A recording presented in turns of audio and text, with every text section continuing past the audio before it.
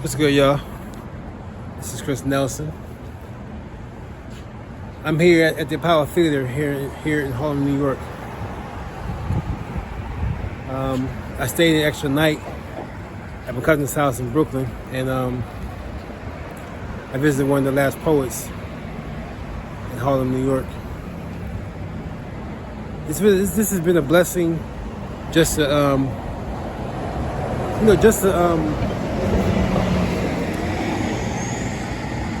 spend a day in New York for 2 days. I got here yesterday at 5:16, and met my friend Harv, who's originally from Harlem, but he's now resides in Manhattan, in the Bronx. And so yeah, it was a blessing to just to witness feel the energy of Malcolm X, celebrating Malcolm X Day, you know? And I went to Albio Doom of the Last Poets house moments ago. I was just there, and we just had a good time talking, chopping it up.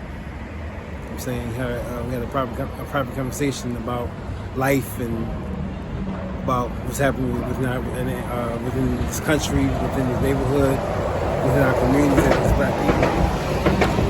We talk about special ed. We talk about the education system within the United States of America, and also throughout the world. And we talk about a lot of things, life, how life be life and shit. And he just gave me some great pointers and advice about, don't allow the system to, I'm paraphrasing, but don't allow the system to break you down. You gotta, find a way to outthink the system and beat the system, and also find a way to just, be true to yourself. We talked about the music industry, the movie industry, how it's so corrupt, how it's so fucked up, and this and the third. And he would just give me gems, about who Malcolm was, who they are as poets, and why things are the way they are. And like I said, it was a blessing to be a part of it, and to witness somebody who got a chance to see Malcolm speak in his time. You know what I mean? And because Last Poets, they came out in 1970, May 19th, 1970. Another reason why I came to New York, other than celebrating Malcolm X's born day for his centennial, was because I have a song called "We Salute Our Ancestors," and Albio Doom, E.O. Wolf from the Last Poets, is actually on my track, on that song. It's a piano song that I made up a long time ago, back in 2021.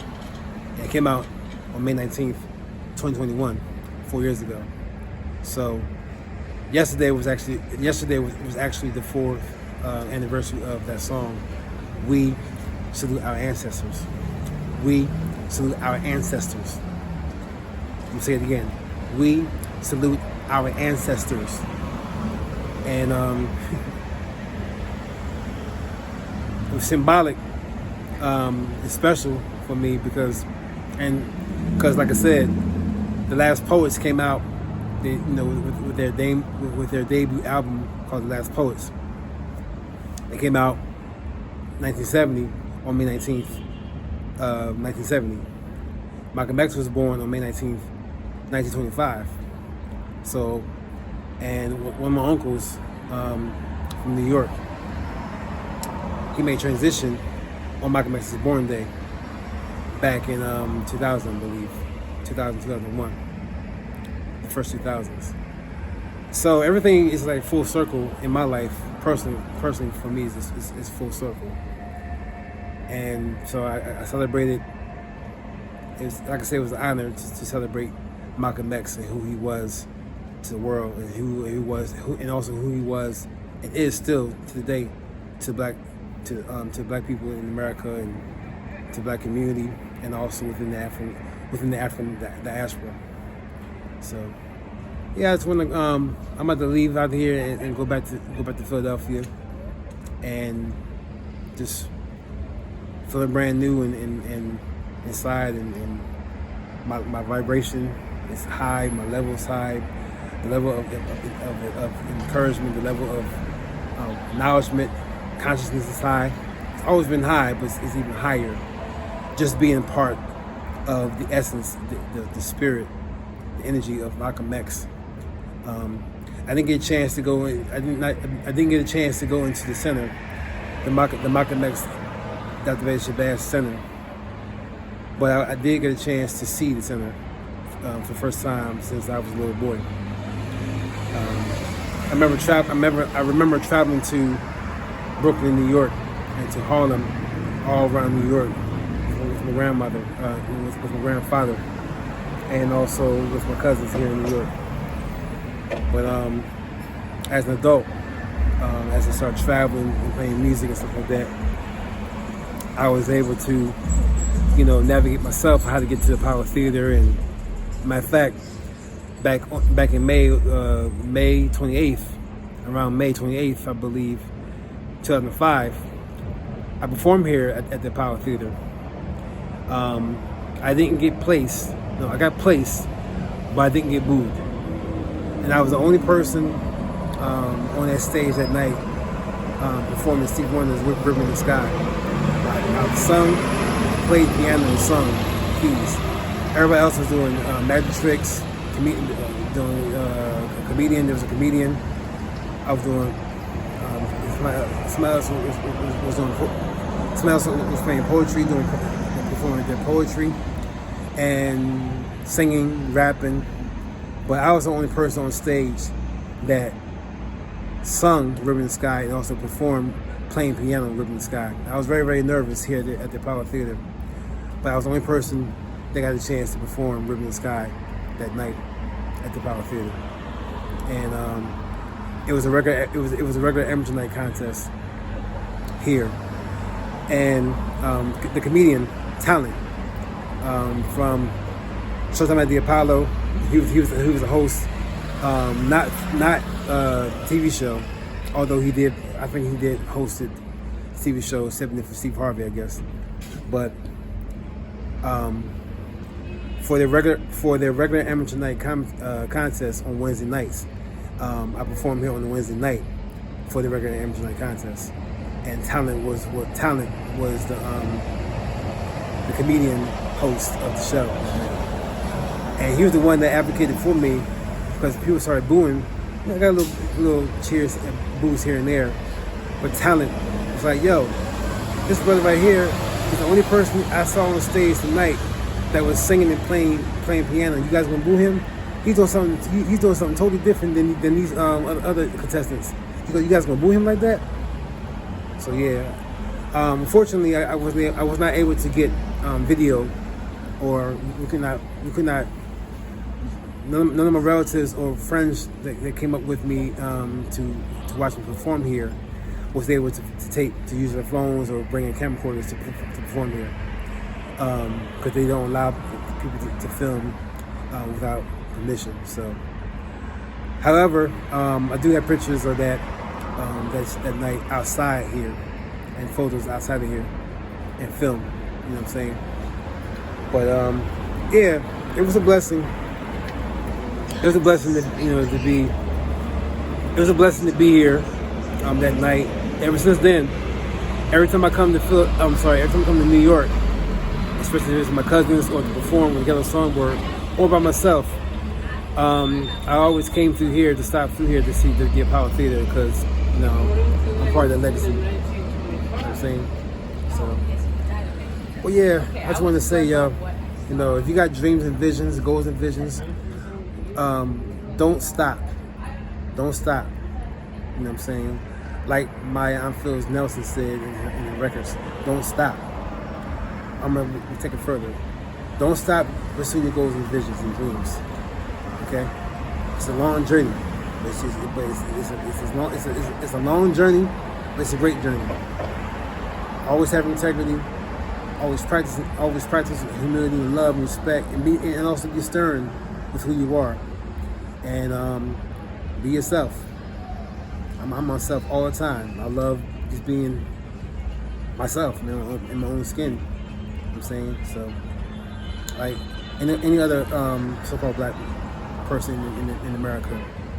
So I'm a proud black man, and I'm a Taurus, and like I said, it's very symbolic to be here at the Power Theater to visit Malcolm X, where he made transition, unfortunately, you know what I'm saying, at the old ballroom, which is now called the Malcolm X Shabazz Center of Education and Memorial Culture. All right, y'all. This is Chris Nelson. I'm signing off. See you guys soon. And I'm going back to Philadelphia. Stay strong. Peace. Happy Malcolm X Day. And although it's the 20th of May, it's still Malcolm X Day this week. Peace, y'all. Stay strong. Peace.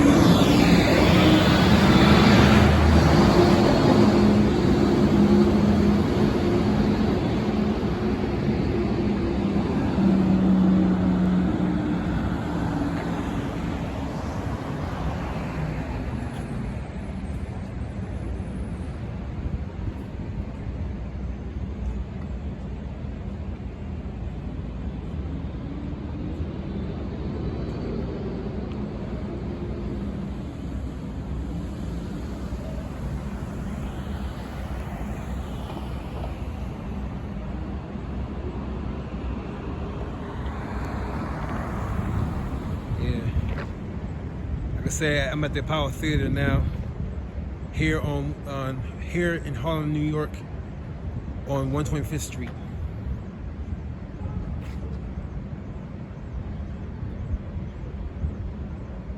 It's a chilly night outside. Last night, on May 19th, it was really cold outside. You know.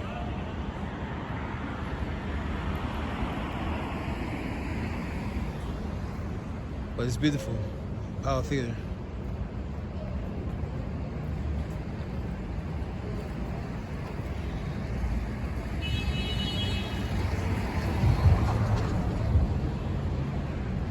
The Power Theater has been around for years, obviously. It's been around for years, since the 1920s. And to perform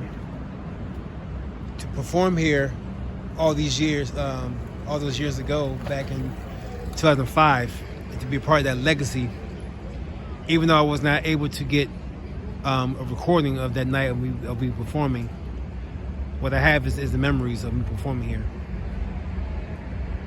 You know what I'm saying? So, yep. So yeah, amateur night is always on.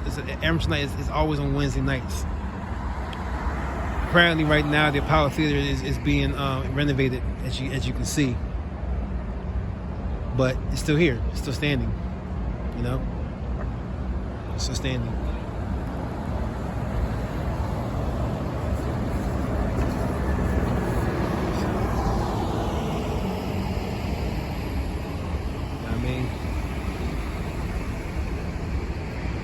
They say when you perform at the Power Theater and you make it an amateur night contest, you can make it anywhere. You know? In my opinion, personally, I think I feel and I believe and I know in my heart that Philadelphia is also one of those places. If you make it out of Philadelphia, you can make it anywhere too.